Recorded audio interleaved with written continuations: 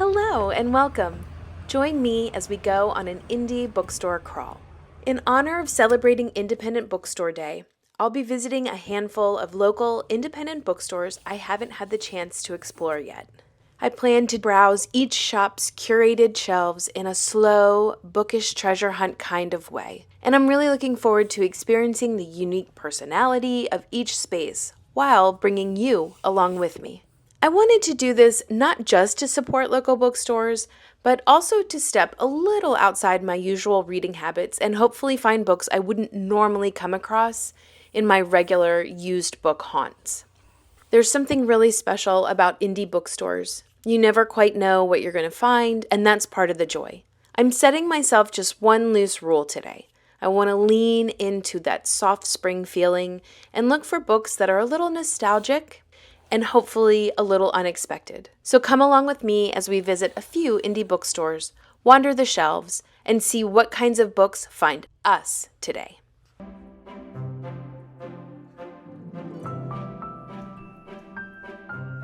I took finding this hardcover of Braiding Sweetgrass by Robin Wall Kimmerer to be a good omen. This was one of my top favorite books last year and one that I definitely want to reread. Does anyone else find blind dates with a book tempting? I love that they give the little synopsis, but I'm always a little nervous about what if I don't like the book? I started off in this classics section. I love to see what classics the shops have curated and included and what versions of the books that they've included as well. Just always fun perusing for me. This store had a very rich and diverse fantasy section, which I love fantasy, so I was happy with. I have seen these Baby Dragon bookshop and cafe books out and about, and I have been tempted, but I am afraid that they might be too cozy, which I know, coming from someone who loves a cozy fantasy, that's saying a lot, but let me know if you've read them. I would love to know. I am on the list for getting the Elsewhere Express as an audio book from my library. These sprayed edges are so stunning, though. One tip I have for you is it's a marvelous experience to talk to the clerk or the store owner and let them know, hey, I really liked this book. Is there anything that you would recommend that's similar? That was how I discovered that Molly O'Neill had written a new book, Nightshade and Oak. I loved this cover. I was very tempted to get it. She is the author of Green Teeth, which is a Welsh retelling that I read last year and really enjoyed. So I might come back to get Nightshade and Oak at a later time. As I mentioned, I love cozy fantasy, and I was so pleased to see this series by Jay Penner out. This is a fellowship of bakers and magic, and then she has 2 more books after that. And this particular version had the sprayed edges on the paperback. Very lovely. I also wanted to talk about The Everlasting. This is one that I've gotten out of the library multiple times and have never cracked open, and I need to. My concern is with Alex Harrow, I actually have not loved the other books that she's written. And even though The Everlasting gets really good recommendations, I am concerned because like I said, I haven't loved her other books, but I'm definitely intrigued. What fantasy section would be complete without all of the Robin Hobb books? I loved that this was a pick by the store staff. It's such a phenomenal classic fantasy series. So glad to see it highlighted here. I also saw this beautiful copy of Lady Tremaine. I love the gold foiling. I'm so sad that it's got the Reese's Book Club print on the cover. I don't really like when they do that. I understand it's for marketing, but I prefer the original cover. Couldn't they put a sticker on the inside? I also love to see The Swan's Daughter by Roshana Chakshi. It had these very stunning, shiny pink pages. That is a phenomenal book to pick up in the spring if you're looking for a YA fantasy that is wholesome and so imaginative. All right, so now we are going to go upstairs. This particular indie bookshop is actually a repurposed older house. It's really lovely. The floors creak. It's just the best atmosphere. So upstairs, they have a whole children's section. You can see they do story time. They've got the chairs all set up. And then the other room is all stationery. So you've got these beautiful notebooks. There's also pens and markers and beautiful book plate stickers. And then all along the walls, they have cards set up. And these are developed by artists, and they're just so adorable. The one I was most drawn to just reminded me of, I think that's Richard Scarry. Just so cute little bunny. I loved these trivias. I don't know how I would fare in a Jane Austen trivia, but the box was lovely. And then, of course, the Kindle section I was also drawn to. They just really seemed to have these autumnal scents and kind of made me hanker for fall just a little bit. As I mentioned, this was a house, and I loved the decorations that they had. So they had this puzzle of cats that had been done and hung up on the wall. They had this beautiful stained glass half moon window that gave light in the stairwell. The molding along it is just so beautiful and such a beautiful period house. So after leaving that bookstore, I went to another one that was in the downtown section of our city. This store originally was a highly curated store for children's books. So I think something that they kept was this reading nook. It's this little closet with the archway and just has this beanbag on the ground. So if a child wants to sit in there and read, it is available for them. And then you walk into this huge room of children's books. One of the things I love about this type of shelving system is that this store was able to have a lot of front-facing books. I find I'm more drawn to front-facing books than the spines. So to see books that are facing out where I can look at them and see them. The Undead Fox of Deadwood Forest is a book that is on my TBR, and I was very tempted to grab it, but alas, I did not. Maybe I'll have to go back and get that. And then you continue on to a space that this store recently just purchased. They were able to get the back end of the building, and you walk into this room and you just feel like, wow, I would love to live here. Again, they don't have a lot of shelving that's in the middle of the store. It's really all along the walls, and it again allows for front-facing books. Their Eyes Were Watching God was so beautiful. It had the gold edges. It's a book that I just read with a group of ladies and really enjoyed it and would love to have my own copy. So that was very tempting. This store also interspersed used books in with the new books. You can tell because of these little brown circular stickers that are on the spines. That way you can kind of differentiate between new and used when you are perusing. I loved these vintage hardback spines. I found The Benevolent Society of Ill-Mannered Ladies. There's a second book in this series, and I need to check and see if Alison Goodman has a third book in that series. It's really great, very hard-hitting. It has some very heavy topics, but I've really enjoyed the mystery and also the older heroines. Everything Sad But Untrue. Have you read it? Tell me. I keep seeing it out and about and thinking I want to grab it. The Buffalo Hunter, I have on Libro FM to listen to, but I'm kind of scared. Has anyone read it? Is it really too much horror? I also loved this Wendell Berry section. They had so many books there that were his. And I just was, again, so tempted. They had this beautiful Beth Brower section. Again, I love that I think they had all of the M line except for number 9, which we're waiting for, Beth. They also had this lovely poetry section. I almost got this Letters to a Young Poet by Rainier Marie Rilke. I've heard such good things about it. Someday I will get it.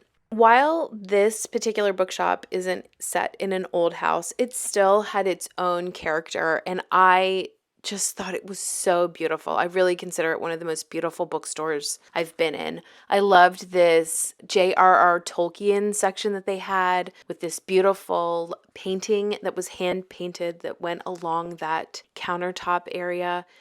Just was so beautiful. I just loved how they made little spaces for kids and adults alike to just sit and read and enjoy life. And then I moved on to the last bookstore of the day, which was also in the city. This one was a pretty small store. I loved this checkerboard floor, very original. The floors in this store also were really creaky, especially in the back section, which we will get to in a minute. I'll explain that back section. They had these little miniature books. Oh my gosh, The Secret Garden cover. I already have too many copies of that book, but that was also very tempting. It seems to be the theme of the day, is that I was just tempted this whole time to get so many books. These small little miniature books were just so adorable, and there were so many of them. Here's Tess of D'Urberville's, and I love the cover on this one. There were so many here. I've not ever seen them displayed in such a plethora. They had, I think, Bleak House, and it was so thick. It was such a thick book. They had this wall over here with little stickers, and I love stickers to decorate my Kindle. And I was especially drawn to the cat stickers. I love this Pennsylvania Dutch design with the cats in there. And then, sorry, I can't come. I'm an indoor cat. I loved that. So at this point, we are in that back section I was talking about. It's its own little corner nook. It's like a closet. And this is where they had the used book section. So in the used kids section, they had the Book Wanderers. If you haven't read it and you like middle grade fantasy, it's great. I also really loved The Lost Library. I, again, considered getting it for our own shelves because we had only listened to that. They also had these vintage choose your own adventure books, which are priceless in my mind. They're such a great book for kids to read right before bed. And then they had this young adult section. So I really appreciated the organization where each section had its own shelf. And then we get into the general fiction. I loved this Christmas cover. It just, there's something about Christmas books where I love the covers. This was also a beautiful book. As you know, I'm getting ready for Mayflower's readathon. And I thought, well, that one has flowers on it. That could be an option. The Measure is one that I've heard about. Has anyone read it? Does anyone have any thoughts on whether I should read it? I've heard it's good, but I don't know. I'm not always the biggest modern general fiction fan. The Paris Library, I do love historical fiction, so that one is one that I have picked out of the library a couple times but have yet to actually read. It just comes home with me and I admire it, and then it goes back when it's due. I also found this Susan Wiggs book. So lovely, The Lost and Found Bookshop, and then also the Bookbinder. I was really curious about that one as well. It is on Thrift Books though, so if I decide or somebody here says you should have gotten that, then I can get it on Thrift Books. A History of Wild Places is also one that I've considered. The Color Purple by Alice Walker, that is one where people have said the movie is better than the book. I recently did a which is better, the movie or the book, and people did mention The Color Purple as one where they preferred the movie. I just continued perusing. There are a lot of Book of the Month books here, but again, there wasn't anything that really jumped out at me. I was disappointed. I actually bought the Susan Kearsley from Barnes & Noble, I don't know, a couple months ago, and I was like, oh, I could have gotten it here used. I think it was a better price here than Barnes & Noble, obviously. I was also drawn to this Lady Charlotte Always Gets Her Man. Is that too much of a romance? I feel like I've seen something by Violet Marsh and thought that I wanted to read it, so I'm not sure. Has anyone heard of Violet Marsh? Also here, another Full Bloom. This would be so perfect for the Mayflowers readathon as well. And then lastly, here's a Star Trek book. I've not ever read Star Trek books. Does anybody like these kind of sci-fi books? Here's another trivia box. This is one that I would enjoy. Agatha Christie trivia. Again, the packaging on that is really lovely.